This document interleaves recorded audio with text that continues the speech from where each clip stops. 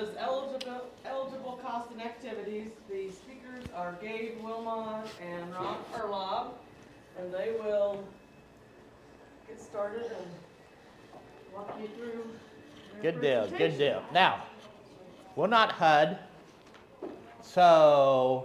and we're not your auditor, so ask questions, okay? If something seems odd or you just want to know, trust me, we've heard so many questions, so many times.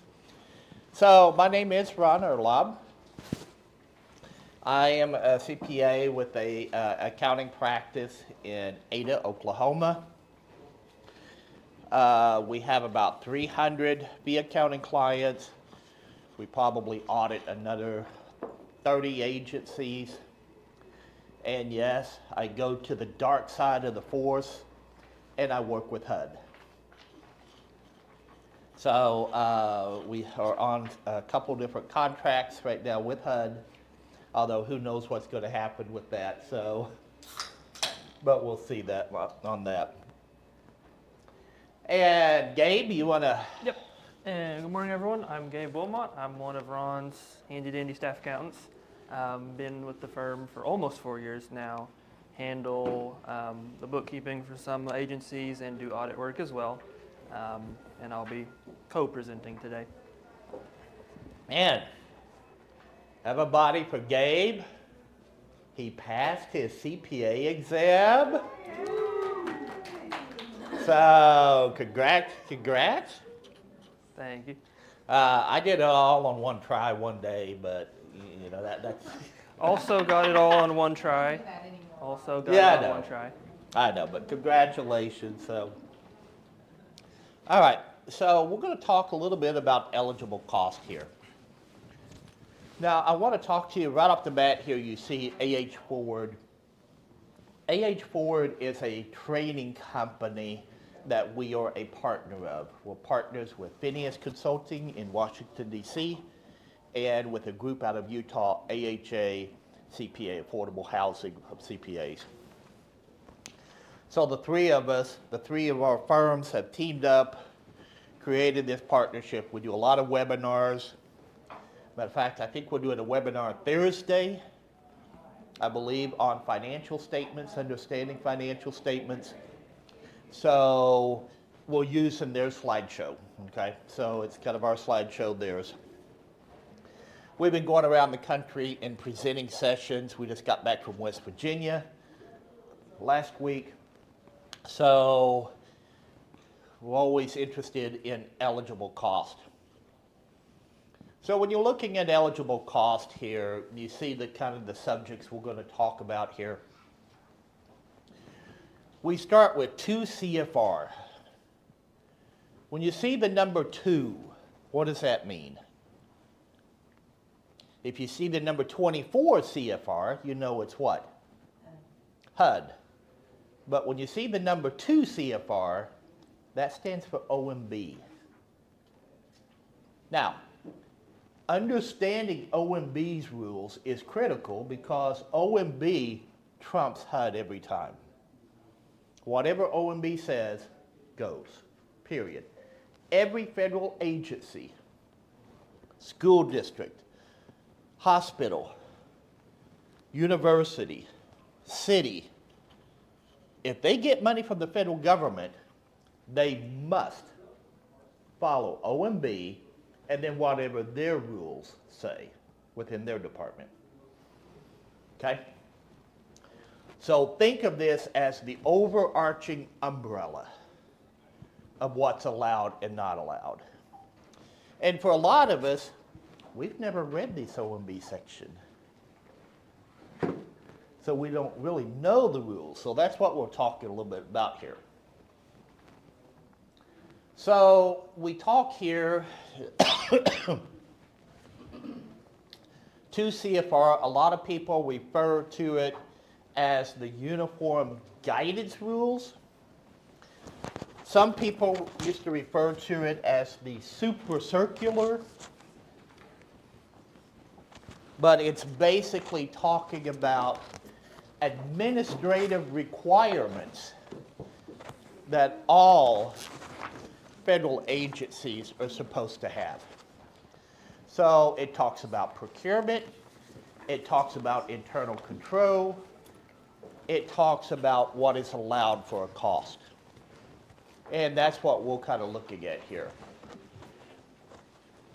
So first thing they say, the cost must be reasonable. So take a look at this. Reasonable if it's nature's, that, you know, the cost does not exceed what a prudent person would determine. What is a prudent person? A person with common sense. So if I come in and say, I want to buy a Lexus for our inspection vehicle, what would you say? Allowed? Sure, why not? Get in trouble. Live a little. What accountants? We don't live. Come on. In other words, the answer is no. Okay? So, and the way I like to phrase this a little bit is, if somebody asks you, do you think this is a wise use of taxpayer money? Can you say yes? Have you bought that Lexus? And I think a lot of us would say, no, there's no way we could say as a government, this is a wise use of our taxpayer money to buy a Lexus. So, that's the normal test here. Is it ordinary and necessary for your operations? Okay, we're going to talk a little bit about that. Market prices, your responsibility for the benefit, and then we're going to talk about procurement a little bit. So that's the threshold as a taxpayer. Now, I'm not talking about HUD yet, am I? I'm talking about a school district, the city, the airport. If they're using federal funds, they got to answer that question. So, let's take a look here. Number one, is the cost allowed by laws, regulation, and any guidance? Now, what does that mean? If HUD says you can't buy this, then OMB says what? You can't buy this. If your state says you can't buy this, then OMB says no. So we have some states, governments are not allowed to travel out of state for travel or training. That's state law. Now, you have to send a request in to their office and if you want. I don't care if HUD approved it. I don't care if your board approved it. The cost is what? Not permitted. So you got to worry about state law, city law, HUD law, OMB, all of those.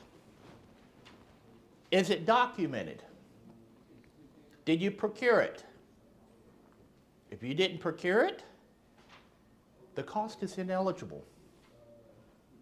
Meaning, if an IG comes out to audit you, they're going to say, you pay all that money back to HUD. Okay, procurement is critical. Okay, we just came across an agency out in West Texas. HUD came out, and what the ED would do, when a tenant moved out, they had a kind of a rehab crew come in to rehab the unit, put in new kitchen counters, everything, and the cost would be about $20,000-$25,000. Okay, another unit a month later would come open, he'd do the same thing. Not procured. Well, it's under the procurement policy limit. Not if you put them all together. They said that is bid splitting. You knew you were going to rehab like 40 of these during the year. That should have been one contract. Ineligible cost, pay us back $980,000. So would the difference in that be, so you have them do one and then a month later, If you know, but you don't know, like somebody moves out? no, you do know. I have 250 units. Right. This is my plan when people move out to rehab them. Okay. You can't get out of that. Is it, But you can procure it every time and use a different, no, really? no. That is a master contract, that's still bid splitting because you're wanting to. Pardon me. I guess my deal in that is, I don't know she's moving out next month. But if you got 250, you know that you're going to have 30 or But 40 I have turns. like 50, yes. But so you know you have 4 or 5. Maybe. In my housing authority, honestly, some years nobody moves out. You know what? And as long as you document everything. Right. But I'm if just saying, you know, like. you go over the top, like- then what I would do to be safe is I would go out for bid and still say, this is the price. I mean, this is what we're going to do. When people move out, I want to hire the company to come in and rehab it. Everybody has a chance to bid.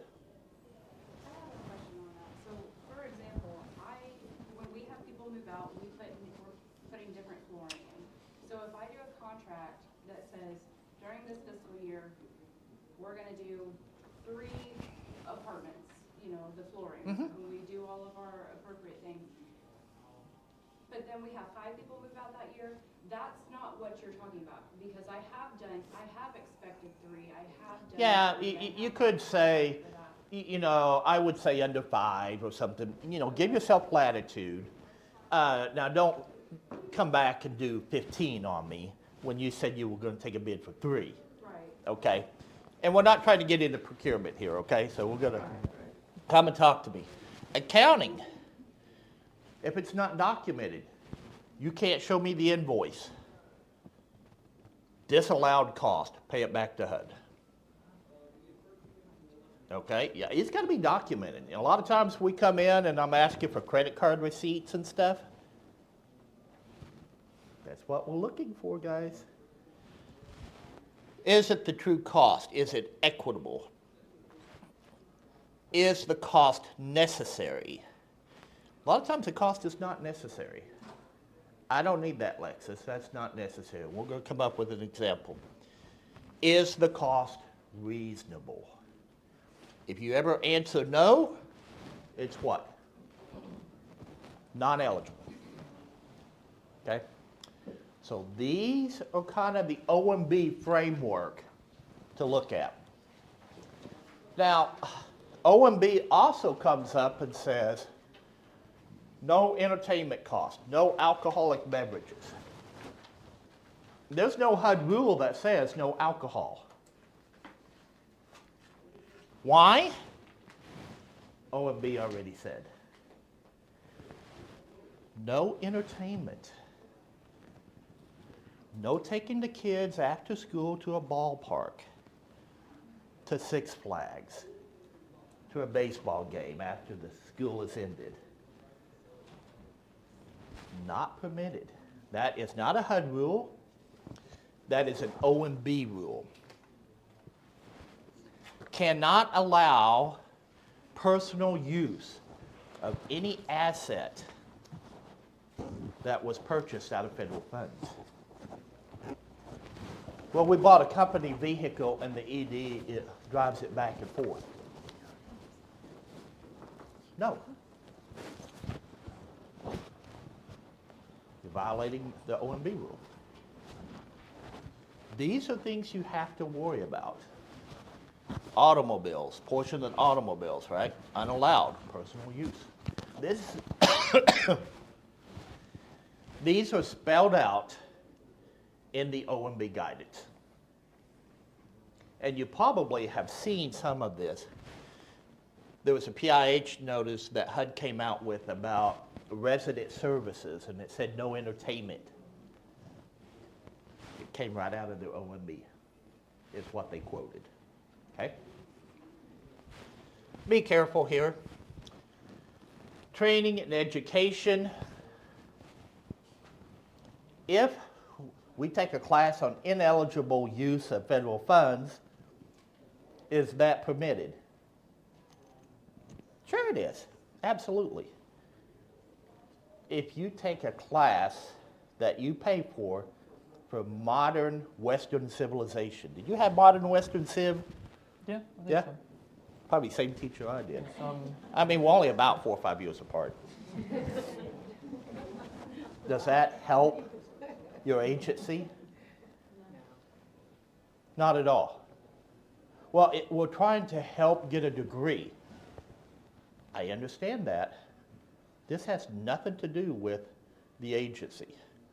Now, you want to pay for this stuff out of non-federal funds? If you have a COCC or nonprofit, sure, go right ahead. You can't use federal programs to pay for this stuff. Okay? Fines, penalties, technically speaking, not permitted. I got a speeding ticket driving down here. Can I pay for that? No, not out of federal funds. Okay? So these are kind of, again, the general rules, the overarching umbrella that everybody has to abide by. All right, let's get it out of the way.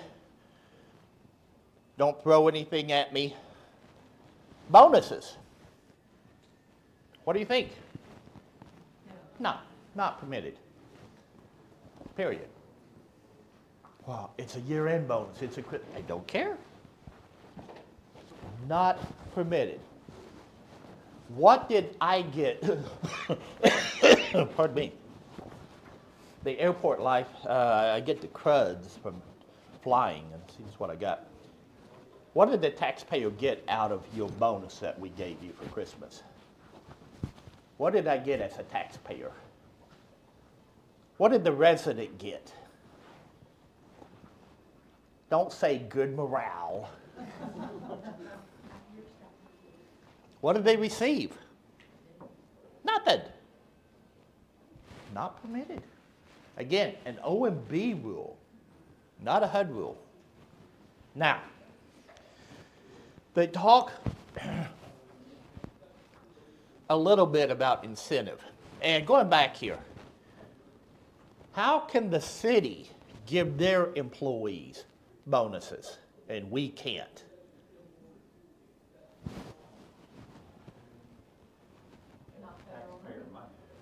Not federal money. If it's not federal money, do they have to abide by OMB rules? No. But unfortunately, most of our programs are what? That's the difference. And by the way, the board means nothing in this. Well, the board said I could do this. I don't care. It's still illegal. Can they tell you to go rob a store? Then you'll go do it? It's illegal. What's the difference? They're telling you to do something ineligible. Boards don't give you this blessing. Oh, I can go do it now because my board gave me permission. Now, incentives. We could do this.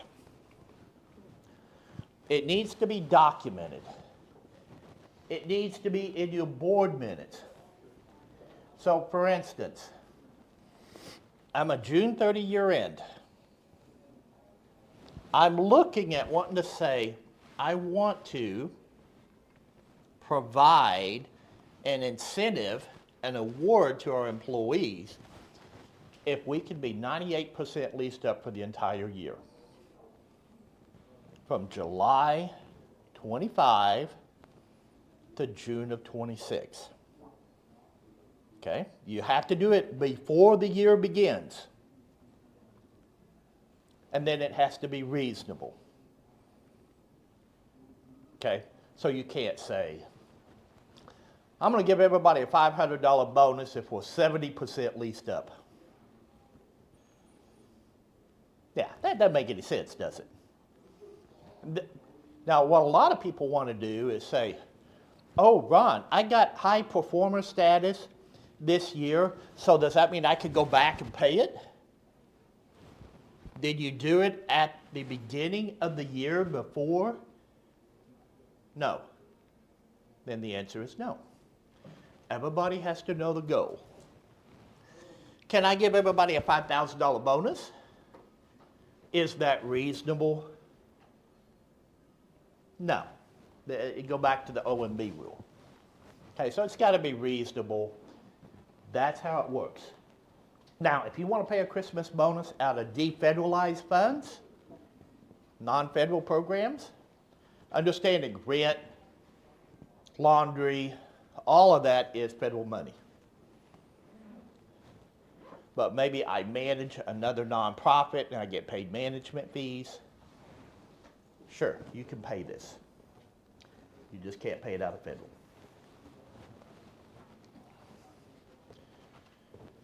All right, cost allocations, things must be fair. And that makes sense.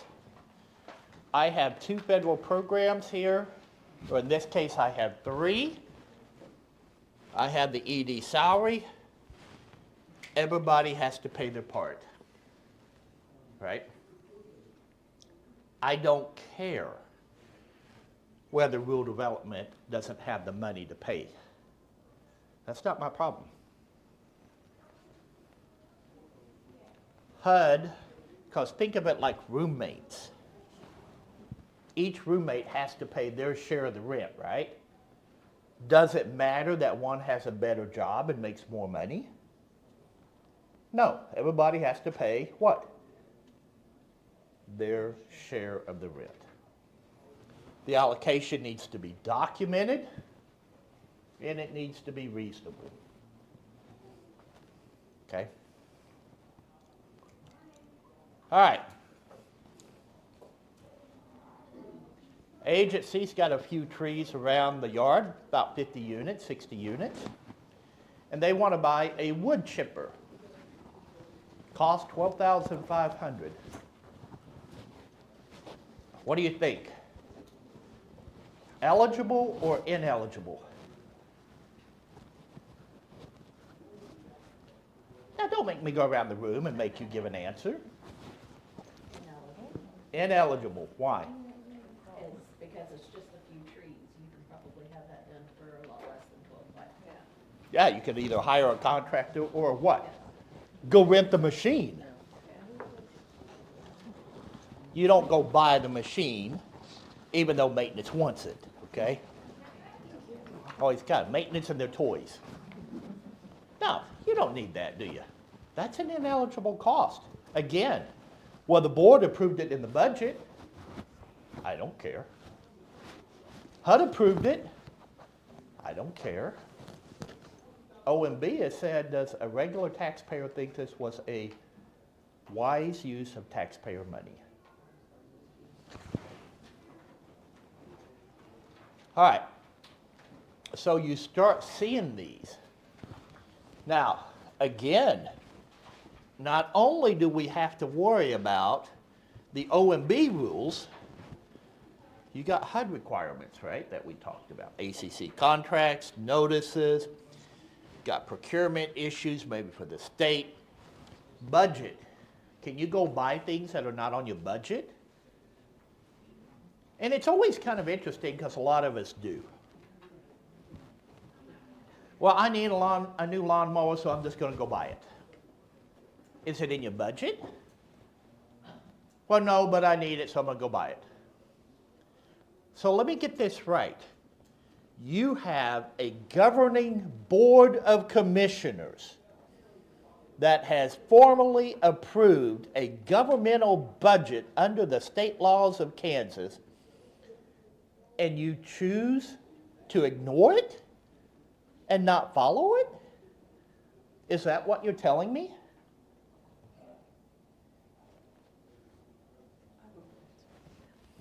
So are you supposed to put in your budget exactly everything you're gonna buy?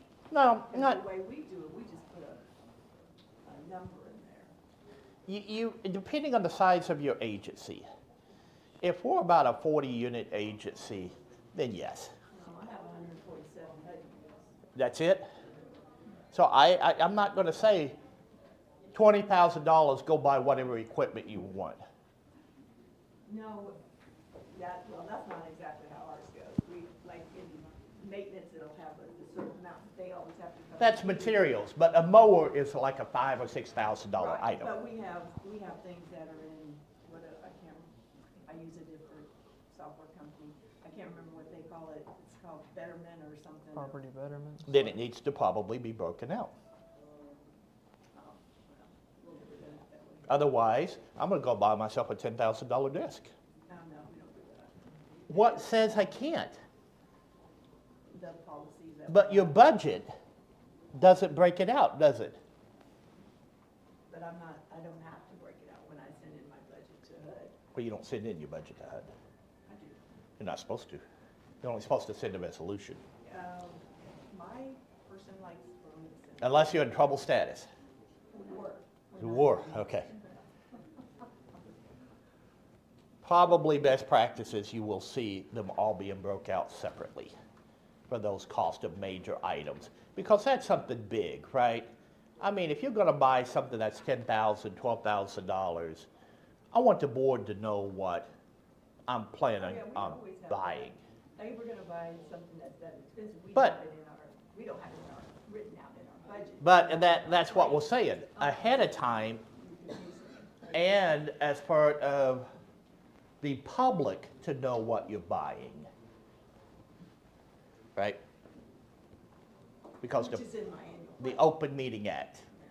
Okay. All right. Questions? I'm going to turn this over to Gabe. This is where I take over. You want to switch places? I'm not going to sit down, you know that. I'm at least going to take the clicker. I'm just going to stand up and correct you. That'll work. I'll take it. All right, I'm going to kind of stand over here. So I'm going to talk about the operating subsidy first, and then we're going to get into the CFP here in a second. So a little bit of background. The operating subsidy, we all know this is for the low rent program. Just quick show of hands, who all is low rent only? That's the only program you have. And then I'm guessing the rest of you have Section 8? NRD, okay. Do we have any COCCs in the room? One. We do have one, okay. We will have a little bit of COCC stuff. Okay, so a little background. Founded in 1937 was when we started public housing. We've got currently about 2,700, give or take, PHAs administering the program. And decreasing Yes, they're because of RAD. getting out of it, going rad. Within public housing, we have two major funding sources, which are our operating fund, being our subsidy, and the capital fund, being the CFP grant. And then you may have a few other miscellaneous things depending on how you run your agency, which could be choice neighborhood, self-sufficiency programs, the Ross grant, or any sort of lead-based paint, something miscellaneous like that. Okay, so we've got our 2025 appropriations numbers. Won't spend too much time on this. We can kind of see what HUD has been authorized. Staying Yeah, pretty we'll talk consistent. more about that next class. Staying pretty consistent with the prior year. So now let's get into the actual eligibility here. Okay, so we have got, and you'll probably see this on your budgets, we have our major sections of different expense types that we will spend our funds on, being administrative, maintenance, utilities, our insurance, any sort of protective services. We've got tenant services, computers, resident hiring, management participants, and mixed finance. So we'll kind of go into those a little deeper here.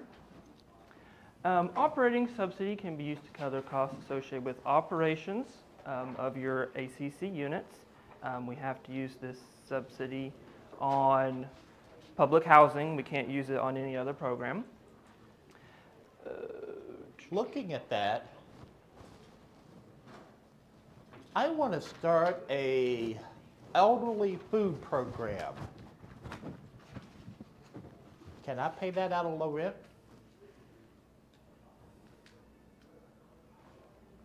No. That's not the purpose of the program. Meaning, if you want to have the program, fine. Pay for it out of non-federal funds. And then I expect to see the part of the ED salary paid out of that elderly nutrition program. You got to be careful. Housing is our mission, isn't it? Be very careful. Those costs would be ineligible. Okay.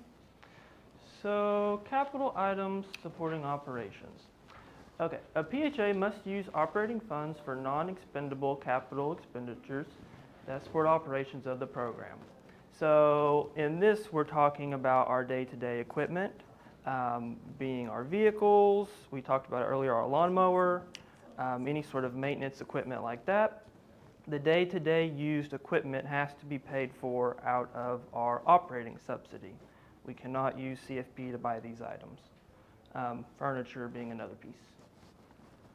All right, so we have another exercise here. Ineligible or eligible. So looking at this agency, they have two different programs. They have the low rent program and a apartment complex. And we are specifically looking at their maintenance expenses. And we see that low rent has $250,000 in labor, $42,000 in materials, and $82,000 in contracts. And it's worth noting that there's 182 units on the low rent program, and then the apartments only has 50 units. We see that the apartments, it was charged nothing for labor. We have only $400 in materials, and we have $1,500 in maintenance contracts. Do we see a problem with this? Does anyone think we may have some eligibility issues here in this situation? Yeah, what are they? It's not allocated. Labor in that. Correct. We've got, set it up here, we've got no allocation in place. Is it reasonable that a property with roughly a third the size of the other one only spent $400 and the other one spent $42,000 on materials? No. This tells me just at a quick glance that public housing is paying for all the materials and a non-federal program is using it. Strictly ineligible. Same thing with labor. It's all being charged to public housing. They're likely doing the work for this nonprofit. Ineligible use of funds. This was an actual agency. We audited, we came back in and said this is a material finding. It got bumped up to the IG's office. IG came in and said, yes, this is not permitted. They ended up questioning about $150,000, $160,000. Said you got to pay us back. They didn't have any money to pay it back. So they withheld it from the next year's subsidy. Is what ended up happening. Which created another ineligible situation, but we'll avoid getting into that. Okay, so those are some of the things we can use it on, admin maintenance. Let's look at some of the stuff we cannot. All right. Ineligible activities. Pooled cash. This one can get people in trouble. If you are putting your money into one account, you have to be able to track what the money in that account is for. Likewise, the agencies with public housing Section 8, you put it all in one account. Can you show that you are not using your HAP funds to pay your maintenance man? Because if you are, that's ineligible. You'll get that problem if you have all your money in one account, which a lot of agencies do. You have to be able to show it. You have to be able to make sure you're not using those funds for another program. Let's see here. Same thing for the COCC. We cannot use the operating funds to pay for COCC administrative expenses. That is on the COCC to pay. I would So skip what does that mean? Due to, due froms. If the COCC owes money to an AMP, that means what? You used AMP money to pay for that. Is that permitted? No, you better get it all paid back by the end of the year. With that, we would like to see instead that the COCC is paying for these with its fees that it charges to the AMP. And then capital funds, which we'll talk about the CFPs here in just a second. Okay. Then, like I mentioned with the pooled cash, unless authorized, operating funds cannot be used to pay upfront for the expenses of other federal programs. I have not seen an instance where that was authorized yet. Do you think of one? No, Don't do you it. can't. That's not allowed. You end up with this a lot of times if you have, or you get a grant maybe from your city, like a TBRA or home funds. So a TBRA is very similar to a voucher program where you're making landlord payments for rental assistance. So what do they say? Well, write the checks, tell us how much money you need, and we'll give you the money by the end of the month. Who's paying for the checks at the beginning? If you say it's either voucher program or public housing, you know it's what? I can't do this. If this is going to be the way, now if you got a non-federal bucket or a COCC, hey, the COCC writes those checks, that's fine. But you can't use federal programs. Each federal program is its own separate bucket that can only be spent on itself. And then this little blurb here at the bottom talks about that these funds do not lose their purpose or designation as you move them around, as you have them for extended amount of time. If you got subsidy, it still must be used for the purpose of subsidy, no matter how long we have it in the bank. Going forward. Loans of public housing funds enter programs. This is HUD's favorite thing right now, or at least it was this past year. Due tos, due froms. They do not want to see these at all on your FDSs. And what these mean, go ahead. No, it's, so we were actually one of the contractors that wrote this FDS line definition guide, the crosswalk. And it was interesting because, you know, I was hoping they would give me accounts like office supplies or maintenance contract. No, they give me due to, due froms. And they wanted to say, hey, it's non-compliance. Now, who has multiple programs? Okay. Think of it from an internal control perspective. How often do you pay back the main program? Monthly. Monthly? At the end of the month. Now some of us say, well, we don't do it every month. We do it like 2 or 3 times a year. Annually when the accountant calls. And then I say from an internal control perspective, that doesn't sound like a very good set of procedures, does it? And then you end up with that finding. Pay it back monthly. Here's my procedures. This is what I do. This is how I do it. We do it every month to pay it back. Thank you. That's okay. You let it go 2 or 3 months, you're going to have problems. Okay. So we're seeing a lot more of this, especially come up in audits. Auditors are taking a closer look at this. If you're not paying these funds back, that indicates that you're using one's program's funds to pay for the expenses of another, which is ineligible and resulting in audit findings, both from your own audit and then HUD reviews. Okay. Revolving cash fund. We got another exercise. So here's that revolving cash. So with this, if you're an agency that uses one bank account to keep all your funds in, you have to be able to track what they're for. And I'll come over here closer so I can point on this. Yeah, the laser won't point because of the TV. Yeah. All right. So let's see here. So this agency has two federal programs, a component unit, and then the COCC, made up of 2 amps for the public housing. So in this, they have all the cash in their bank account of $570, and they have tracked the sources of it. 190 for the amp, 348, 80, 42. Then we get to the COCC. It has negative $90,000.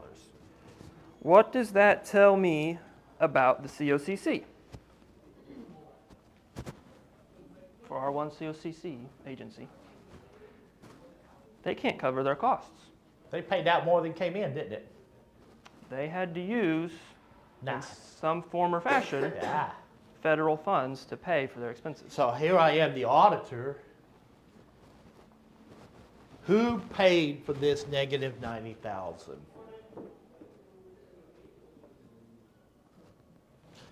First thing you're going to say is the nonprofit.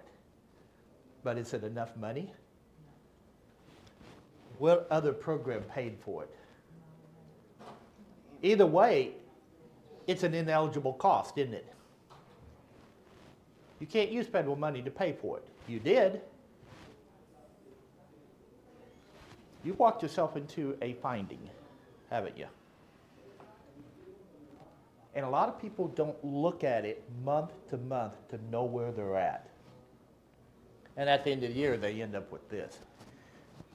Now I'm going to have a finding saying, all right, we got negative 48,000. They can't tell me who paid for it. We know it got paid out of federal funds, so they are also commingling their funds. Nobody likes that word, do they? Commingling. But that's what it is. You can't tell me who paid. With this situation, if putting this then on an FDS at the end of the year, we cannot report the COCC as negative cash. It will not let us submit a negative cash balance. Furthermore, we cannot report it as a bank overdraft because the individual bank account is not overdraft, so that's also not proper reporting.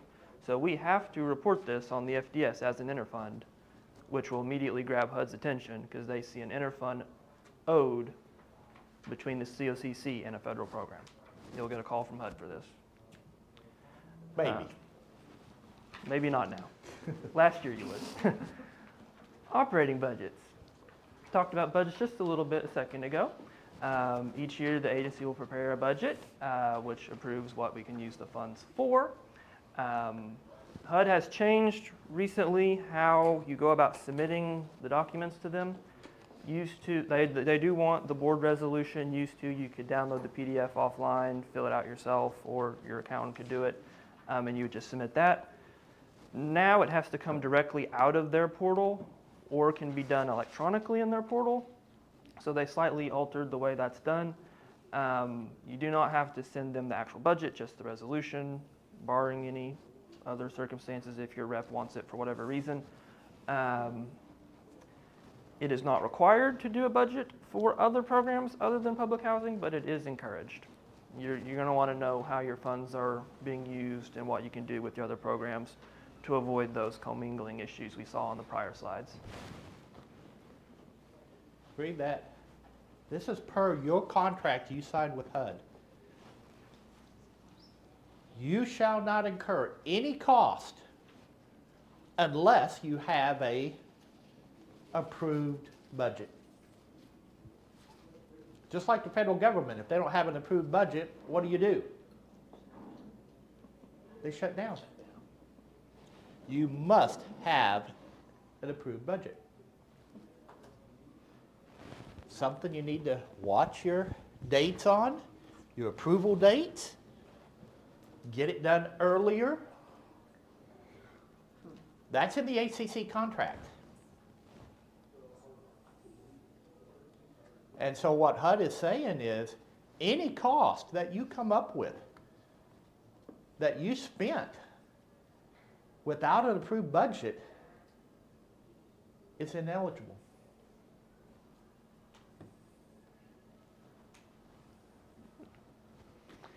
All right, now to our flexibility of funds. All right, so now we kind of get into a little bit of the size of the agency. So depending on how many units you have, you do different things. So here we're looking at a small PHA, agencies with less than 250 public housing units, which I'm going to guess is most of us in here. If you're one of these agencies, capital items can be paid through operating funds as approved in the 5-year plan. And tenant rents and all other program income, same rules apply. So what are we talking about? Full flexibility, right? But we're going to find out it's not absolute. If you Now, are, you have over, Christine, you have what, 280 units? Are you allowed to use this, your operating reserve, to do capital needs? No. She could have $1 billion.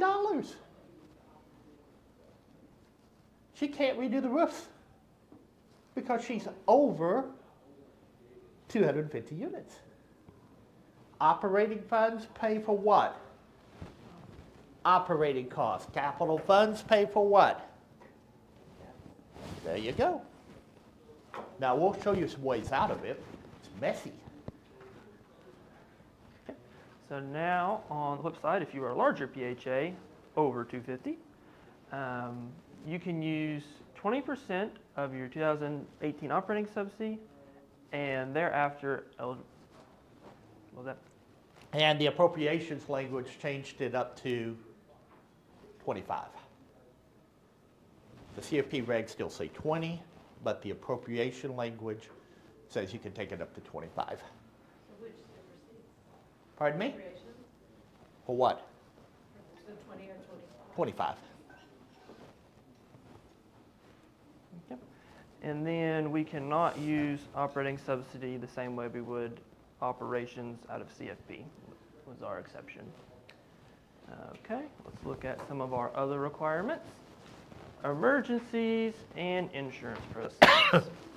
Okay, so if we have an emergency come up, we can use our operating subsidy to pay for that. We've got to remedy the problem. So we can use operating fund for unforeseen and non-preventable emergencies that include damages to the physical structures. Operating fund must be reimbursed for any expenses that were initially covered when you receive insurance. So we cannot double dip with insurance claims. If we get insurance, we have to use that money to pay for the restoration. Now you may have some left over. If you do, great, but you have to use that first. And it's not a big deal until we get into capital fund. Well, it's in my 5-year plan, I'm going to redo the roofs. Well, it just happens the storm came through and blew off our roofs. Well, I'm going to use capital fund and I'm going to bank the insurance proceeds in my account. Insurance money gets used first, all of it. You cannot bank the insurance proceeds. Make sure you tell us what the checks are for that. Has to be broken out by event. So if I have a storm, you know, okay, then what are the checks? I had one client, they had 3 separate floods. They get it fixed up, flood again. Get it fixed up, flood again. And trying to track the cost, does this cost go to flood number 1, flood number 2, flood number 3? And finally they said, we're not fixing it up. We're going to go look for HUD's approval to demo these units.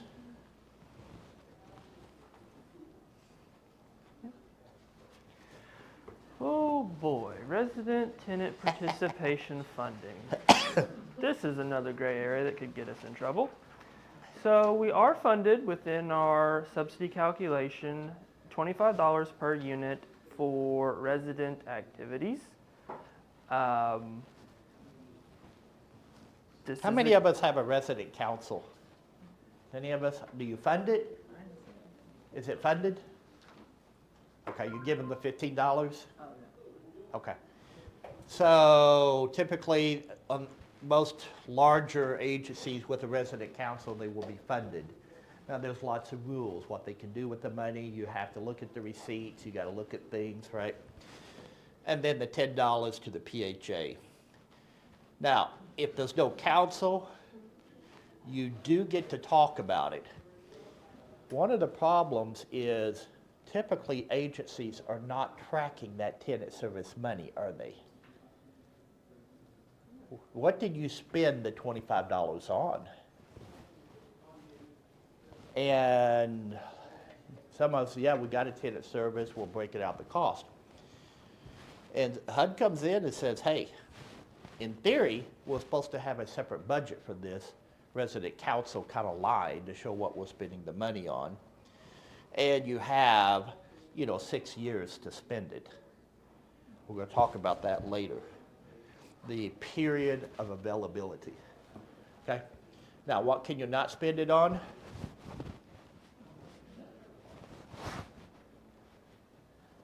entertainment, alcohol. Yep. Next slide. Down the list. Here we go. So some of the things that we could use this on would be outreach efforts, surveys, if we're doing some sort of training for the commissioner. We could do elections organizing activities. Financial literacy. I see that one a bit. Look over there. No trips, no alcohol. Social activities, parties. Know why? Remember OMB rules? OMB said what? No entertainment. HUD cannot break that rule. OMB trumps HUD. Now, you want to pay it out of your COCC? Go right ahead. Yep. No barbecues. No neighborhood parties where we have a hamburger fry. That's what I do. What do they call me? Mr. Doom and Gloom. Party pooper? Yeah, that's probably true too. So when it says no meals, that means like you can't have like a Thanksgiving meal or a Christmas meal. No, no. That's not your job. Nope. But you can, like if they're having a meeting, you can provide Light snacks. refreshments. Okay, that's what I just wanted to Coffee. make sure that worked. And they actually came out with a little thing like coffee, cookies, Reasonable. crackers. Some small. Not a turkey and dressing with mashed potatoes, okay? And not only you You're only do, gonna get them there if they have food, so. I understand that, but not permitted. Be very careful about any holiday parties. Not permitted. Okay, so just be careful of those kind of things. Only the one we didn't touch on, fundraising. Can't do any lobbying, donations to political campaigns, anything of that nature. Okay. We're going to talk about this one next session, about giving your interest back to HUD every year. Stay tuned for that. I'm not going to talk about that. That's it. Doom and gloom gets that one. Yeah, okay, so moving out of subsidy onto our CFP grants. Okay, so a little bit of background. We all know CFP is provided for capital improvements to our properties with a few other uses such as operations, administration, and so forth. In order to get and receive your CFP grant, there are 3 prerequisites. One, having your project level information in HUD's data system. We're usually all good there. Having our 5-year plan, which is, we do those each year. We have to fill out those forms to submit those to HUD. and enter into our ACC amendment with HUD. And so here we are once again, the appropriations for 2025, not spend much time here, about the same as last year. Actually, it went up, because if you think about it, the number of housing authorities that are getting capital fund went down, so there's more money to spread around. So you get a little bit more. So those of us that didn't convert to rad. There you go. Them, not us. Same pool of money, but less players pulling the money out. All right, so we'll start looking at some eligible uses. So a couple years back, before my time, we had way more line items, different categories, definitions than we do now. A lot of these have since been consolidated into primarily 4 or 5 BLI items, which we'll talk about in depth in But just a these second. are all in that, and so we tried to give you this schedule. We quoted to you the CFR citing where you can actually go look at these areas. And we also give you the page number in the CFP guidebook where you can look up these items. Okay, so it's more kind of as a reference tool for you to take a look at. And yes, you're right. What do we see? Most of it's all going to be charged to 1480 now. So we can use these funds on any property, any public housing property. So if we have multiple sites around town, we can use it amongst any of them. We can use these to do modernization to the COCC, so we got some flexibility there. And we can be used to support project operations. This uses the BLIs like you see here, and this will differ slightly on the FDS. Those BLIs are not on the FDS. This is the one that a lot of times people, vacancy reduction. Vacancy reduction means you have units that are offline for, maybe a few months, years, and you need to pour money in to try to get them back up and going. Doing a turn and paying a contractor to repaint is not a CFP cost. That's a regular what? And so who should pay for it? There you go. So, and you got to have a plan, a vacancy plan that has to be submitted to HUD to do any of this. So be very careful about that. Okay. So modernization, which was a great deal of the old codes that got consolidated down into one now. This would include our site acquisition, site improvements. So if we're doing work on guttering, sidewalks, parking lots, playground areas, fencing, kind of the general property, excluding the units. Dwelling structures being the units. And then we have our dwelling equipment being like fridges, ranges, stuff of that nature. Once again, we talked about stay away from trucks and stuff like that would not be CFP eligible, with like one exception, which we'll talk about here in a moment, and relocation costs if you were to have some form of major project ongoing. Okay, here's our favorite use of capital funds, operations. So transfer of capital funds to operations, this is our BLI 1406. This will, in essence, turn whatever percentage you are allowed, which will depend on your size. Same thing as with the subsidy, depends on if you're over or below 250. This will dictate how much of your grant you can transfer to operations. Larger agencies, those 250 and up, are capped at 25% of the grant to go to operations. If you are a smaller agency under that 250, it is possible to get 100% of your grant put into operations. And I say possible. HUD can reject that, and there are some stipulations in order to do so. They are becoming increasingly likely to reject that than they did in years prior. I got an 80 on my inspection. Are you saying there's no capital needs at your agency?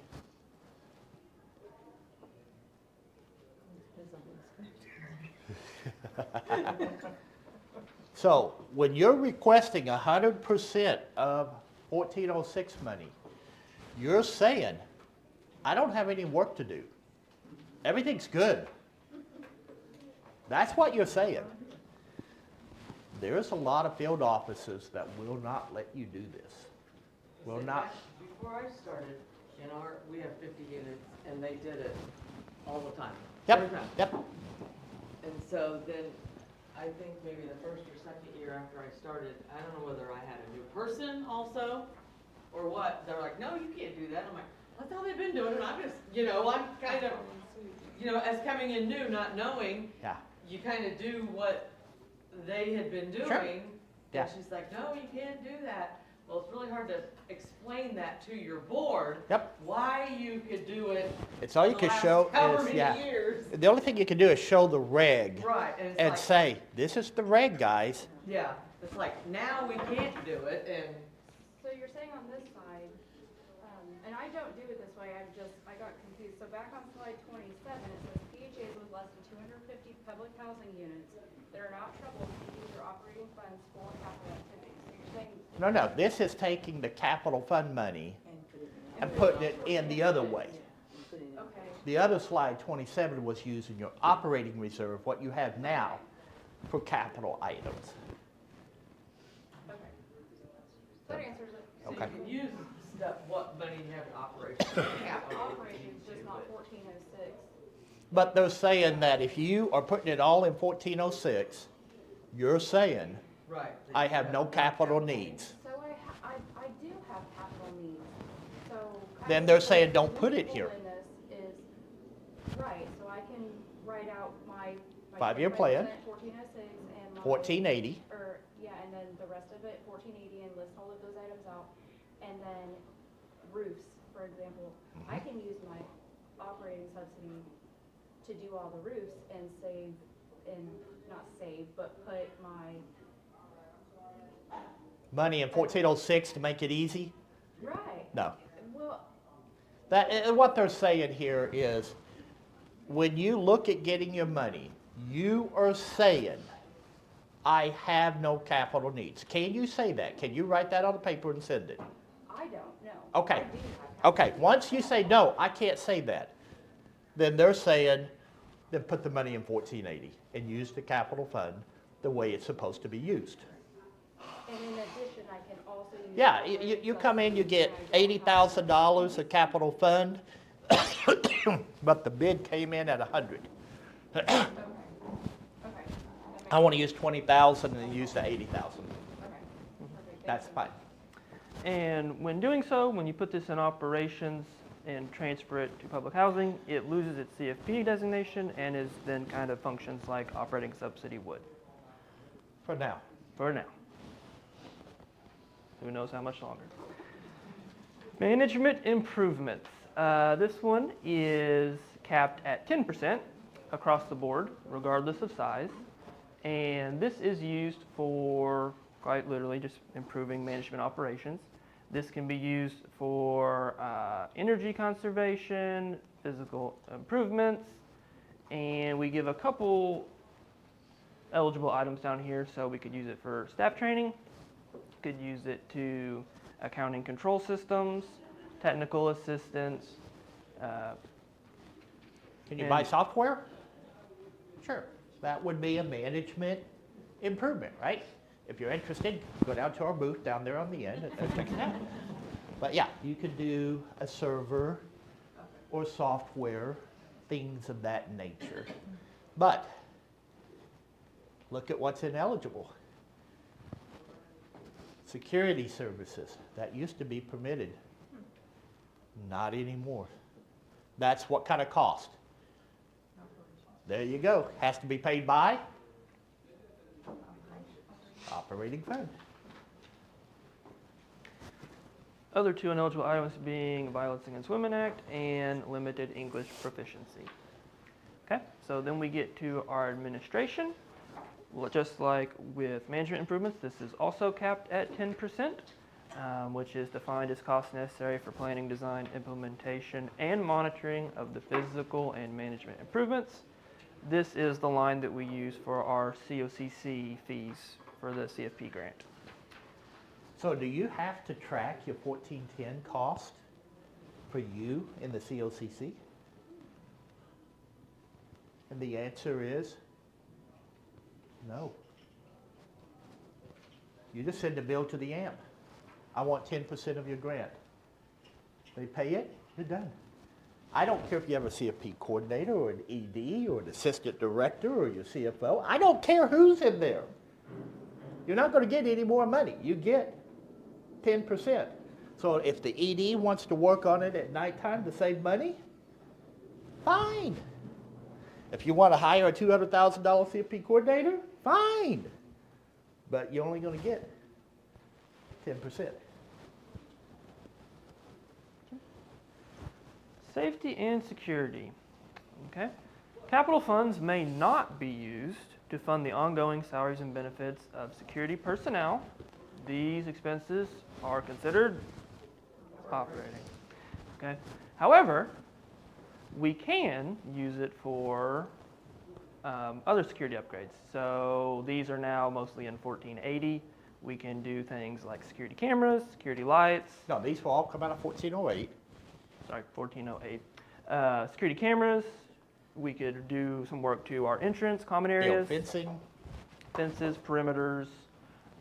We could do dwelling space for security use and some stabilization of building through securing vacant units floors. Okay. So here we are on maintenance activities. So Leave it up to HUD to take something that is absolutely maintenance cost and divide it up into 6 different ways you can pay for maintenance. Routine maintenance, we know that gets paid by what? Operating. What about regular preventive maintenance? Non-routine, yeah. Got to be careful here. Extraordinary, yeah. Non-routine, as long as it does not go beyond simple repair. Okay? Deferred maintenance, extraordinary. So the example that I kind of give here, the water main breaks into one of the high-rise buildings. You call the plumber, he comes out and patches it up. And he says, these lines are not going to last. You need to replace this whole line. Just patching it up can be paid up here. But the big replacement of the line, especially if you're over 250 units, has to be paid for out of, yeah. That's kind of what they mean by looking at the siding. Okay? anything else on this slide? Nah. Other specific eligible costs, we've got vacancy reduction. So physical improvements to reduce the number of vacancies. This would cut down on our unit turnover costs. If we're going to go in and rehab a bunch of units, get them, more ready to go when they come available. Emergencies. So like we said, if something comes up, you got to fix it. The example I always use is sewer line. That happens pretty frequently. Water starts going everywhere, you got to fix it. Premature replacement costs. This one could be a stumbling block. You got to be careful with. So what does this mean? I went in and I put on a new roof 5 years ago. It's brown. New ED comes in and says, I hate these brown roofs. I want to make it black shingles. Can I do that? And the answer is no. You cannot go in and replace things that have an estimated life that go further out. So a lot of people, it's like, I want to replace all my doors. You bought doors 2 years ago. Are they bad? Well, no, but this door is better. No. Doors you hope to get 5 to 10 years use out of, you don't go in and buy that. Okay? Premature replacement. Okay? Only potential way around that, if you have some form of analysis that shows it would be cost effective to do so, 9 times out of 10, we're not going to be able to meet that requirement. Okay, so we've got another scenario here. So we've got our fact pattern. We have residents and the staff have noticed an uptick in crime around the property. We've decided we want to use the capital fund program to do some improvements, do some security work to try to remedy this problem. Can we charge these items to security or to the capital fund grant? So first one being construction of a fence around the property. Would this be eligible CIP use? Yes. Yes, it would. Number 2, contract with local police to patrol the property. No. Can you pay for it out of your operating fund? Yes. We've got a bright group with us today. They're killing this. Installation of security cameras. Yes. A monthly contract for a third party to view, monitor, make backups of our security camera footage. No, that's a routine operating. And then we have conversion of a unit for police substation. Yes. All right. Good job. All right, so now let's look at some stuff we cannot use capital funds for. All right. I can't even hardly see that from where I'm at. Classes. I know, I'm just gonna like pick up my own little pamphlet here and flip through it. First one talks about any cost not related to public housing. This one's tough. I had a housing audit in Kansas, public housing site, rural development site, side by side. I can, right, no big deal, side by side. I can fix all the roofs, I can give them new appliances. I didn't have any money in rural development. So all these people looked at, saw everything going in here new, and they can't get it. We did that, yeah. But can you use public housing money? No, it must be used for, there you go. We've got on here luxury improvements, so No stainless steel refrigerators. back to our OMB requirement. Is it reasonable? I want to see a procurement action. Now that brings up a good point, because I know we've used it as an example before in other sessions. You're looking at what's reasonable for your area. We've had agencies before that in terms of flooring have been able to secure nicer wood floors given their geographic location closer to sawmills and stuff, just as cheaply as they could doing some of the planks and tiling. Yeah, So- back in Michigan, back in the 70s, it was cheaper just to get wood Yep. than it is Is it to more get up north? laminate flooring or whatever. Why? Michigan's got a lot of trees. It was cheap. These are northern agencies. And yeah, you walk in and they got hardwood floors. But when you think about it, back then it was cheaper. That's how they did it. Okay. And then the other one I want to hit on, which we already talked about slightly, is duplicate funding. We talked about that with insurance. We cannot file an insurance claim, get the insurance, and then go ask HUD for the money to pay for it out of capital funds. We're double dipping, and that would result in issuance where we could have to potentially send these funds back to HUD, as noted at the bottom.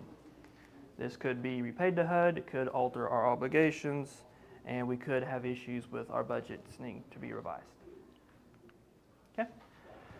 Purchase and the lease of vehicles. So, if you were to use capital funds to buy a vehicle, You it can't. can only be used for capital funds. Don't even think you guys can. We're not big enough. Anyone in Okay. the room think they can do that? Nobody can do that. The only people that could really do this is like NYCHA, New York. 170,000 units. They have their own architecture department. They got their own construction supervisors. They go out and inspect the units. They're going out to the sites out of their capital fund program. It's only being used for capital fund. Does anybody buy a vehicle just for capital fund to go around in? No. We'll typically buy a pickup truck, and then we say, hey, low rent's buying it, but if you need to go inspect the property, grab the truck and go out there. Nobody's buying it just for capital fund, unless you're somebody like that. We got a question here? Yep. Yeah, so if you have a vehicle in your 5-year plan, under capital fund, Ineligible. Can't do it. but they approved your. Doesn't 5-year matter. plan. Doesn't matter. Still ineligible. They will catch Eh. it and change it, because that, I did that, I didn't know about this rule, so I put it in my capital fund, and they approved it. And before it came up, 2 years later, they came back, oh, wait a minute, and they unapproved it, and then just told me, put it in your operations, change that to Yeah. operations, and then buy it out Well, operations. they approved mine. Go ahead. Doesn't matter. It's been, I mean, it was years ago. Understood.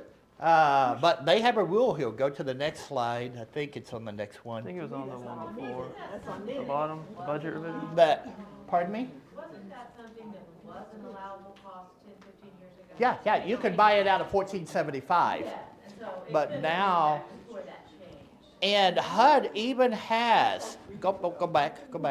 HUD approval of capital funds and disbursements to the PHA does not authorize or allow for the use of such funds on ineligibility activity. So they've actually came out and said, if your field office approves it, that does not make it absolutely correct. Wow, if they don't know. They, yeah. If they don't know, how are we supposed to know? So don't buy any equipment, okay? Yeah. So Okay. example we used was a truck, but this also applies to lawnmowers and see a lot with like buggies, Kubotas, Gators, Polarises, stuff like that. Any of the little maintenance go-kart type vehicles, can't use it there either. Okay. We got to speed up a little bit. Okay. So, lawn care, lawn mowing cost, no. No lawn mowing cost charged to capital fund. That is what? Regular maintenance gets paid by operations, right? So you kind of see these items here. How about a single hot water heater? Capital fund? Operations. That's day-to-day running your project. Now, if I want to buy 30 of them, that's a capital type item, right? When you're looking at that. 2 trucks. And if you look here, obviously, I think we would say this truck would be what? Luxury, overkill, disallowed, O&B rules. How about this truck? Can I buy it out of capital fund? No. Can I buy it out of operating fund? But they're also using it for HCV inspections. That means we have to prorate the cost. If HCV can't pay their part, you don't get the truck. They do have this Buy American out there. You can look at that here. We'll skip through that. If you see this symbol, you know you're pretty well safe on that. All right, HCV. Just real quick here. We got like 5 minutes, 2 minutes probably now. You got 9. Huh? You got 9. You guys are on. Oh, we got 9 minutes? Well, we've got to end a little soon to finish up. We've got housekeeping things to do. Oh, housekeeping. All right, so looking at, we understand HAP payments can only be spent on what? HAP, for the people that have the voucher program. Admin fees can only be spent on running the voucher program. Again, every federal program is what? Separate. I can't add sources of money into my HAP budget easily. I can do admin, but I can't go to the city and say, hey, give me some home funds, and I'll put that in my voucher bucket and spend it, and that way we'll get more money from HUD next year. Not permitted. Cannot augment your funding here. Obviously, we know we cannot overlease. I don't think any of us are even close to being overleased, right? With the funding cuts, I think we're all kind of in the voucher program. It is based on a calendar year. Can we pay owner incentives? And the rule now is yes. Here's the problem. It comes out of your admin fee budget. So does your salaries. How much money do you have left over that you can afford to pay owner incentives? I mean, hey, there's a lot. I'd like to do a lot of things, but I don't have the money in my bank account. I can't do it, right?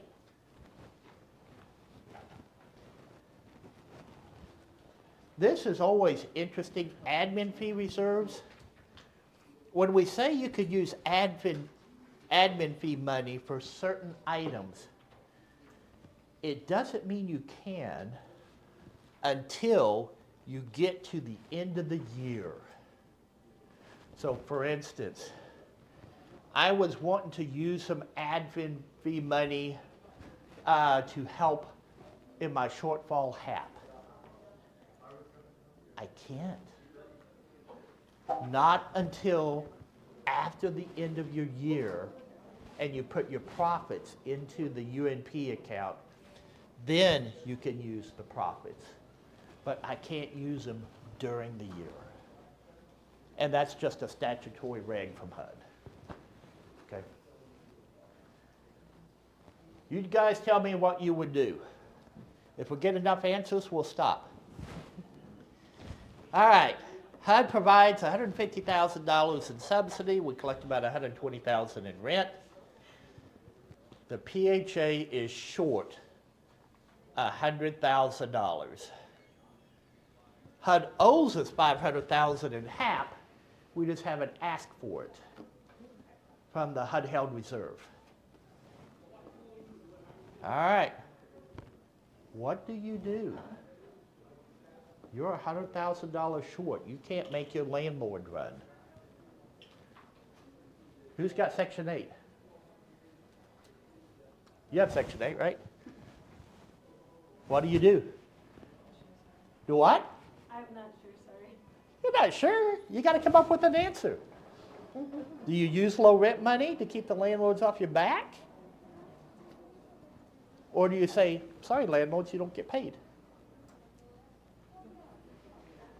Do what? Can't do that. So you're going to use illegal money and use low rent?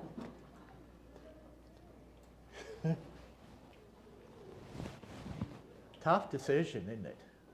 The problem is, why didn't you go get your money earlier so you're not in this problem?